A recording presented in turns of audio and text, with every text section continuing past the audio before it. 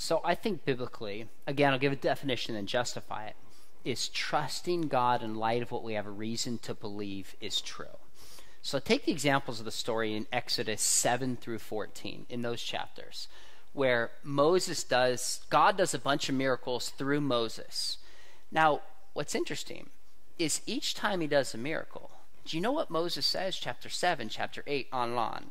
He says to Pharaoh and the people, he says, so that you may know that the God of Israel is the one true God, I'll turn water into blood. I'll send out the frogs. In other words, to give them knowledge, I will do this miracle.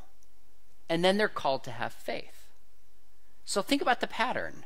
Miracle gives them knowledge and then exercise faith.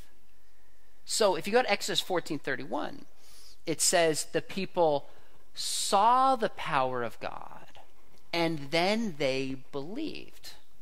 In other words, it was the miracle and the evidence that supported their belief.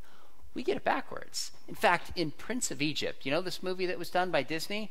It's a pretty good movie. I think they aim to be accurate, but they get this totally wrong. You remember the famous song that Miriam sings when they're leaving Egypt? She says, miracles happen when you believe. Think about this. If God was waiting to do miracles for the Israelites to believe in Egypt, they would still be in captivity in Egypt. He didn't do miracles so they would believe. He didn't do miracles because they believed. He did miracles so that they would believe. Now that doesn't mean God does every miracle we want him to do for our faith. John 20:30-31, it says, all these things are written so you may believe, and by believing have life in his name.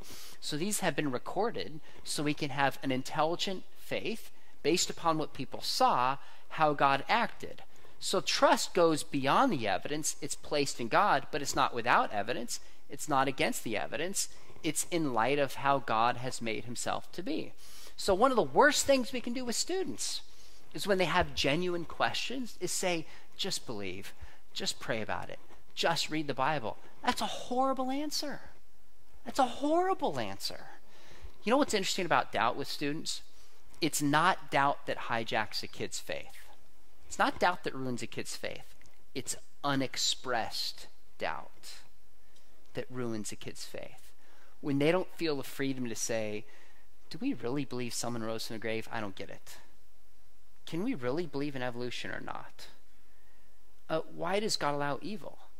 Just creating the space to allow those questions. And if there's any religion that should invite these questions, it's Christianity, because Christianity is true and there's good evidence for it.